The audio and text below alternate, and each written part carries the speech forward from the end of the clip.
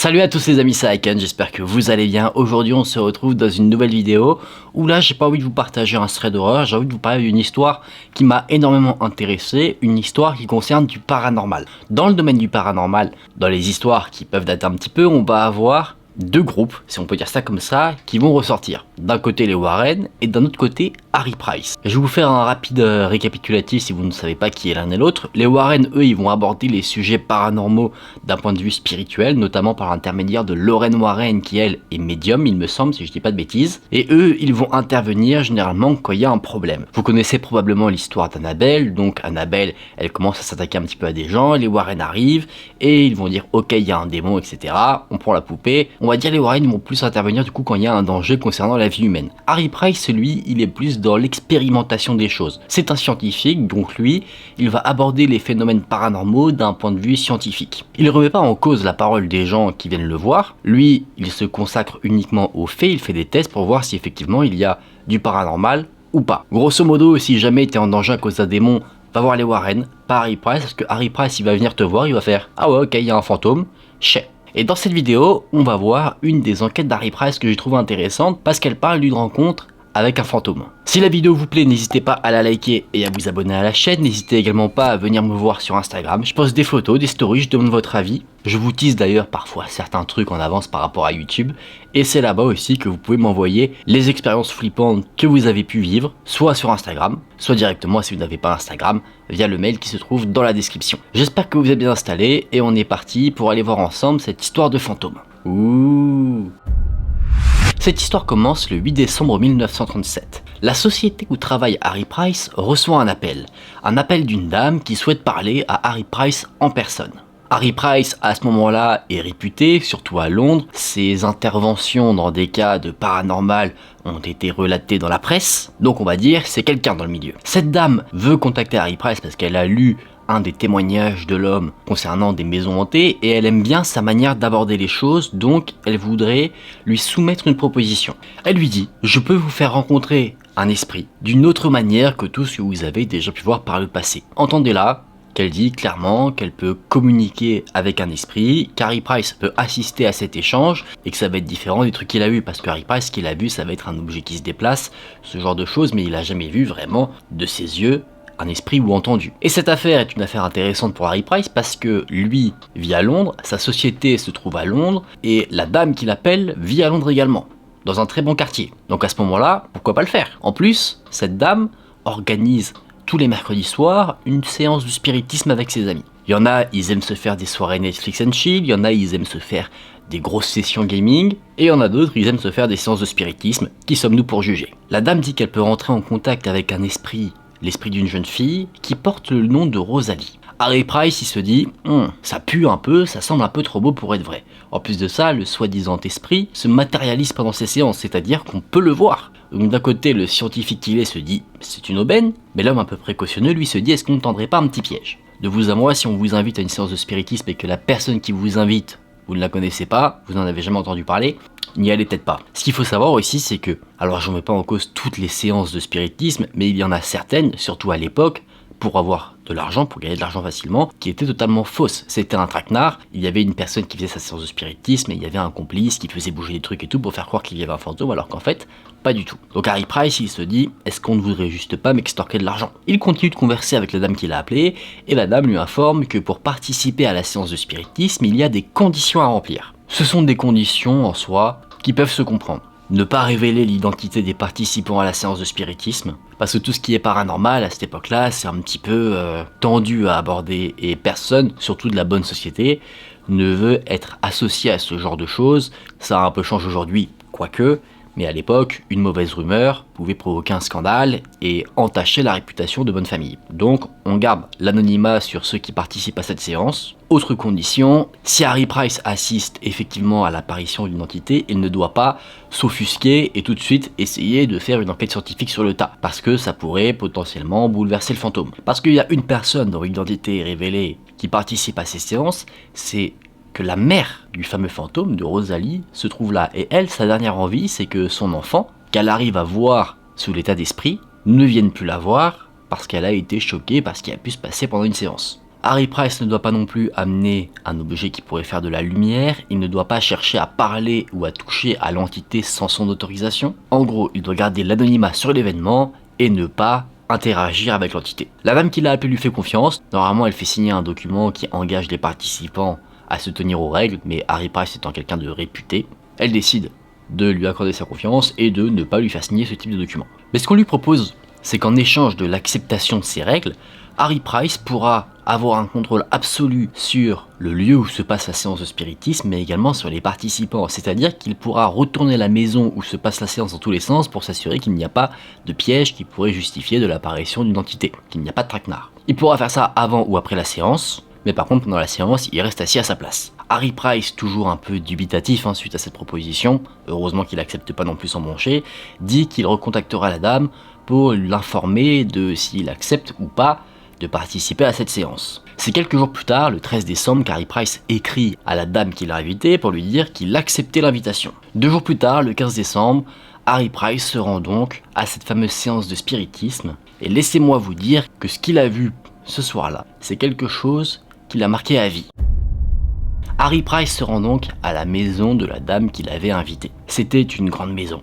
On sentait que c'était quelqu'un de bonne famille qui avait des moyens.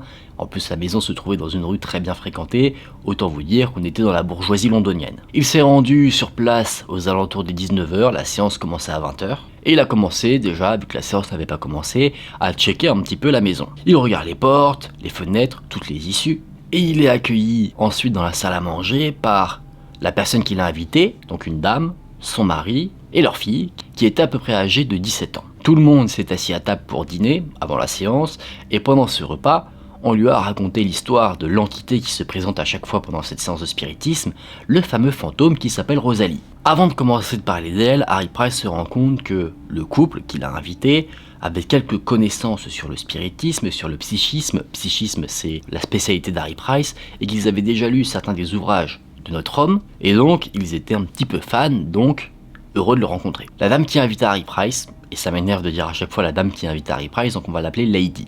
Lady dit qu'elle avait une amie qui était la mère de Rosalie. Elle l'avait rencontrée en aidant pour une vente de charité. Cette amie était d'origine française, elle avait épousé un soldat qui était malheureusement décédé pendant la Première Guerre mondiale. Cette amie se retrouve donc seule, avec son bébé, une petite fille qui avait une santé très fragile, qui était Rosalie. Bravo, si tu avais deviné, tu as gagné mon respect. Alors que Rosalie avait 6 ans, elle a contracté une maladie. Maladie tellement brutale que, quelques jours après l'avoir contractée, elle est décédée dans les bras de sa mère. La mère de Rosalie était intéressée par le spiritisme, et au bout d'un moment, elle a commencé à entendre des voix qu'elle reconnaissait comme étant la voix de sa fille. Ce qu'elle entendait, c'était des pleurs, ou des sortes de cris d'enfant, comme si un enfant cherchait à retrouver sa mère. Au bout d'un certain temps, au-delà des voix, la mère de Rosalie a commencé à distinguer certains contours, des contours de personnes, et elle est formelle, ce qu'elle reconnaît, c'est sa fille, Rosalie. Et même, on va encore plus loin derrière, à un moment donné, alors que la mère de Rosalie dormait, elle avait le bras hors du lit, qui pendait un petit peu, et elle a senti une main s'agripper à la sienne, une main de petite taille, et qui lui a serré la main. La mère de Rosalie avait très peu d'amis au Royaume-Uni, donc elle s'est confiée à la seule amie qu'elle avait, c'est-à-dire Lady, la dame qui a invité Harry Price. Et Lady, étant un petit peu intéressée par toute cette situation, a proposé d'organiser des séances de spiritisme chez elle pour essayer de communiquer avec Rosalie, dans une ambiance vraiment qui est dédiée, et pas avoir, on va dire, des interactions fugaces, comme la mère de Rosalie a pu avoir. Avant de se lancer dans les séances de spiritisme, Lady veut s'assurer qu'effectivement il y a bien une entité, et que toute cette histoire n'est pas juste due au chagrin d'une mère qui pense voir son enfant alors qu'en fait pas du tout. Et effectivement, Lady a été témoin de l'apparition de Rosalie dans la chambre de sa mère, alors que la pièce était en totale obscurité, d'où le fait qu'elle ne souhaite pas qu'il y ait de lumière qui vienne obstruer la séance de spiritisme. Les séances de spiritisme ont donc été réalisées ensuite, Rosalie s'est manifestée,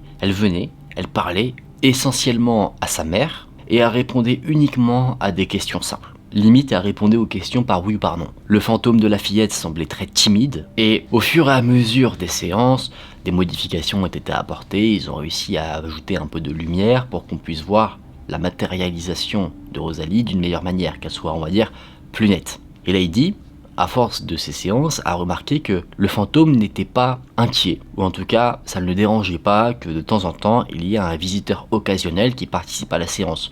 D'où le fait qu'elle propose à Harry Price de rejoindre une des séances pour assister de son propre chef à la matérialisation d'un fantôme. Le repas se termine, les différents participants à la séance de spiritisme arrivent, dont la mère de Rosalie. Il y avait d'autres participants, notamment un jeune homme qui semblait en soi plus intéressé par la fille de Lady, celle qui est bien vivante, plutôt que par l'apparition du fantôme. Certainement que lui venait là avec des intentions derrière. Mais bon, avant que la séance ne commence, quand même, Harry Price décide de jeter encore une fois un petit coup d'œil à la maison pour s'assurer qu'il n'y aurait pas de preuves que tout cela n'est qu'une vaste fumisterie. Il prend quelques petites mesures. Il ferme la fenêtre, il met un ruban, en gros il scelle les issues pour s'assurer qu'il n'y ait pas un membre extérieur à la maison qui s'infiltre pendant la séance pour jouer un mauvais tour aux participants. Le personnel de maison était constitué simplement d'une femme de chambre et d'une cuisinière qui savaient qu'il se passait des séances de spiritisme mais qui n'y participaient pas. Elles étaient là principalement pour ne pas répondre si quelqu'un frappait à la porte de la maison ou pour répondre au téléphone et dire qu'il fallait rappeler plus tard, comme ça vraiment, ceux qui participent à la séance ne sont pas du tout dérangés. Harry Price a également regardé la salle où allait se passer la séance. Il n'a rien vu d'anormal, il y avait juste de gros rideaux sur les fenêtres qui permettaient à la lumière extérieure de ne pas entrer ou d'éviter le regard de certains curieux. Vraiment, juste avant que la séance ne commence, il dit à tout le monde d'aller dans la salle où la séance est censée se passer. Il enlève quelques objets qu'il considère pas utiles à la séance. Il met de la poudre dans le couloir à côté de la salle où se passe la séance de spiritisme. Ensuite, il met de la poudre dans le couloir à côté de la salle où se passe la séance de spiritisme. Comme ça, il verra s'il y a eu du passage ou pas. Ensuite, il ferme la porte à clé. Il garde la clé. Comme ça, personne ne peut faire une magouille dans son dos. Il a également fait un petit système sur la cheminée pour voir si quelqu'un allait l'utiliser. Et en fait, à chaque fois qu'il sait quelque chose, il met un petit ruban où il écrit quelque chose. Il signe.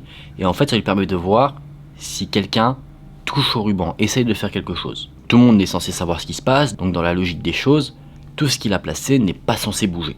Et si c'est le cas, c'est qu'une intervention extérieure essayait de faire quelque chose qui pourrait du coup expliquer pourquoi il se passe des choses pendant la séance de spiritisme. Harry Price fouille les canapés, il enlève les coussins, il fouille les tiroirs. Vraiment, si vous voulez garder votre maison en ordre, ne l'invitez pas chez vous. Pire invité. Mais c'est nécessaire pour s'assurer qu'il n'y a pas quelque chose qui montrerait que toute cette histoire n'est qu'une supercherie. Il a également fouillé les participants à la séance de spiritisme, et les participants n'avaient rien de questionnable sur eux.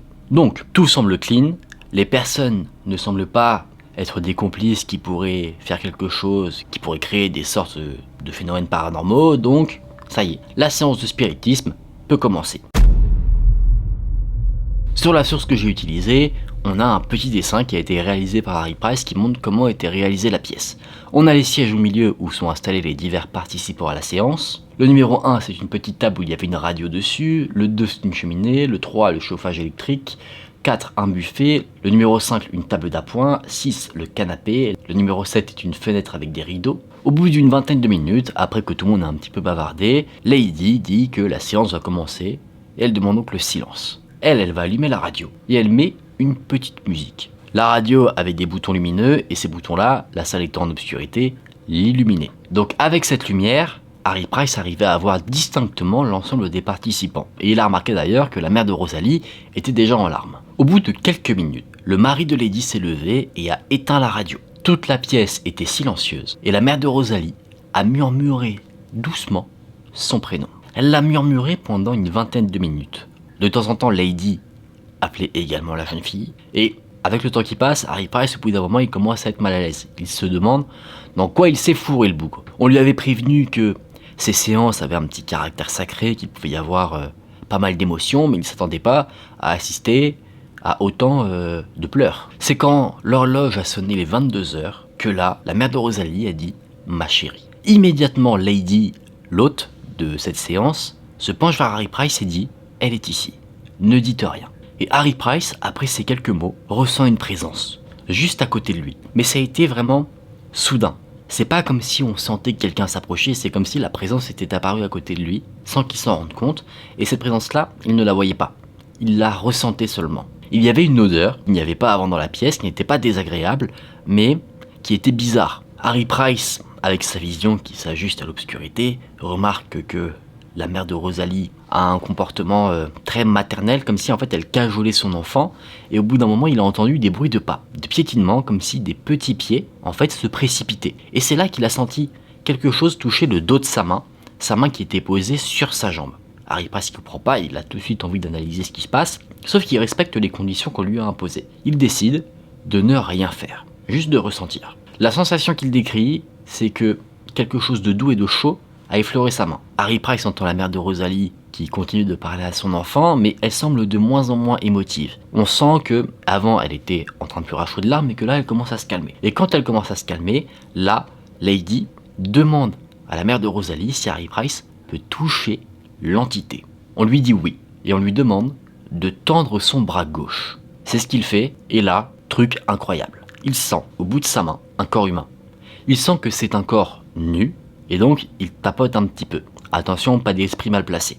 Et il sent, de par le toucher, que ce qu'il a devant lui, c'est ce qui semble être une petite fille de 6 ans. Il touche, il sent ses cheveux, il arrive à sentir son menton, son cou, et à sa grande surprise, et peut-être à la vôtre aussi, c'est pas quelque chose de froid. On dit souvent que les esprits, ils ont la peau pâle, ils apportent avec eux une température glaciale, mais là, c'est tout l'inverse. C'est comme si en fait, il touchait quelqu'un qui était bien vivant. Vous savez, le corps humain, naturellement, a une certaine chaleur, c'est ce qu'il sent. C'est pas aussi chaud qu'un corps humain, mais plus chaud que ce qu'il ne pensait. Il arrive à toucher ses cheveux, ses cuisses. Vous avez compris qu'il arrivait vraiment à sentir quelque chose de par le toucher. Et rappelez-vous, là, on n'a pas affaire à un médium, on a affaire à un homme de science. Donc, autant vous dire qu'il est totalement sur le fessier, le garçon. Harry Price, à ce moment-là, il a deux sentiments. D'un côté, t'as le côté scientifique qui lui dit qu'il veut tout de suite savoir ce qui se passe et analyser, mais d'un autre côté, il a son côté humain, où là, clairement, il comprend pas. Parce qu'il s'est déjà assuré qu'il ne pouvait pas y avoir de supercherie, donc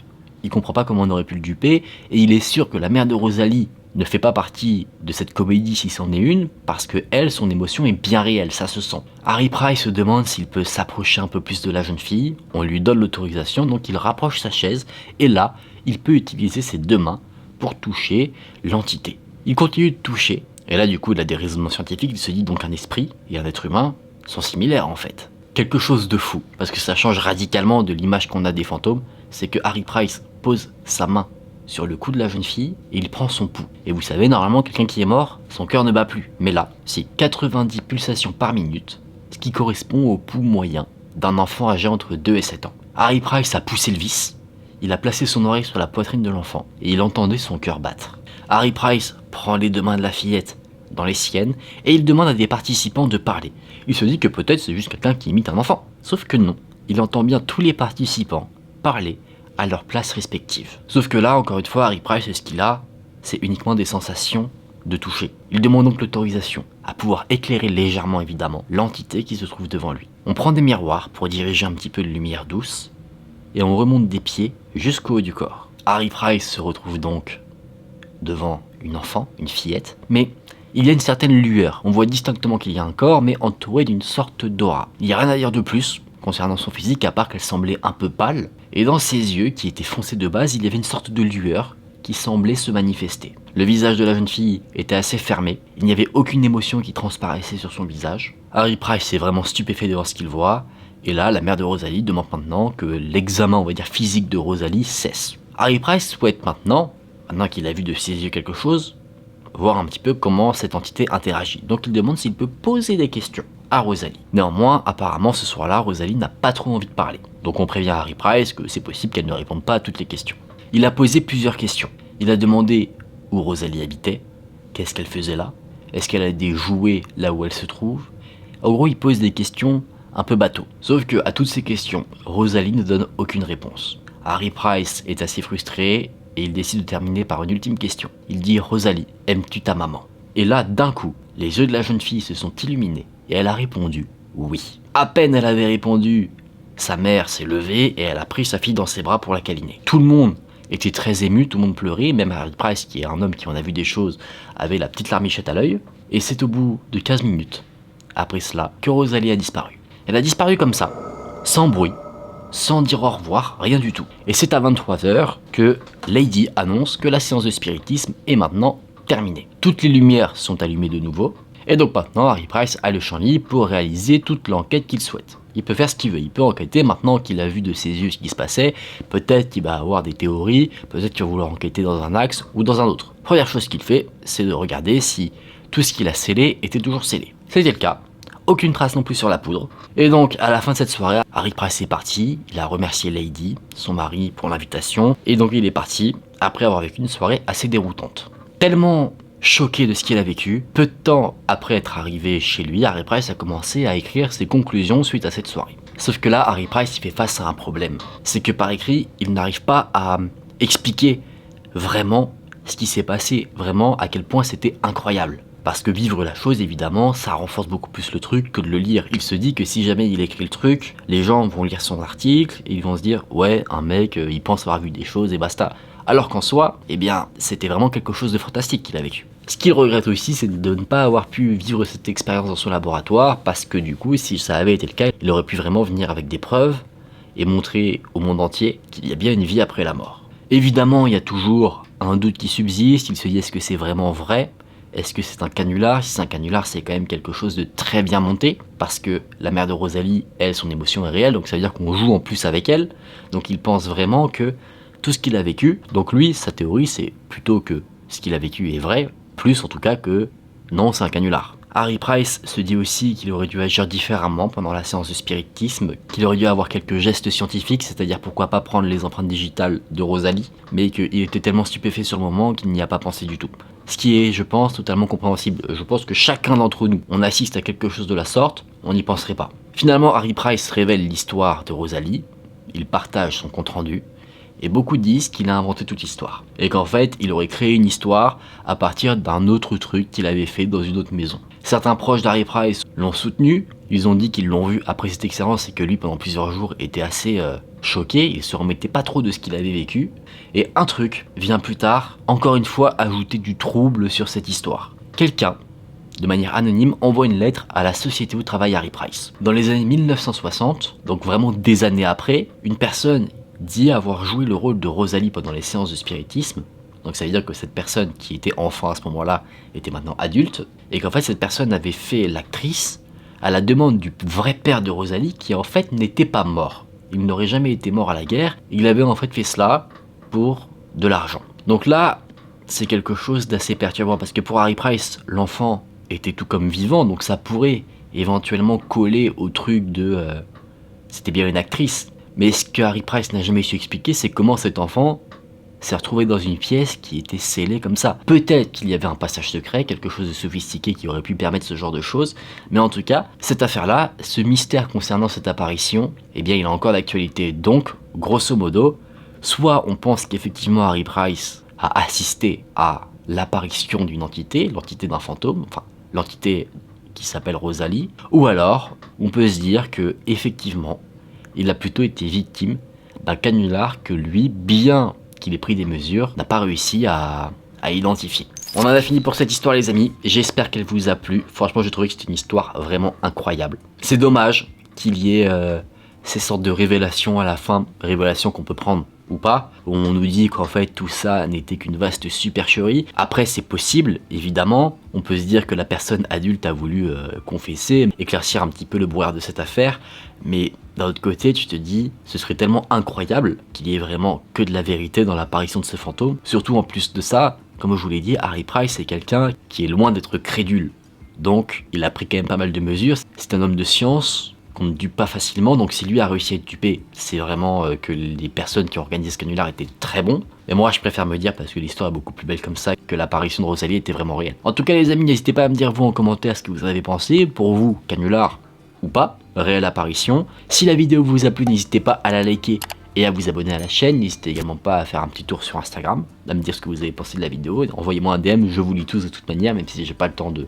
faire la conversation avec chacun. J'essaie de répondre un maximum. Nous on se dit à très vite dans une prochaine vidéo. Prenez soin de vous, c'était Aken.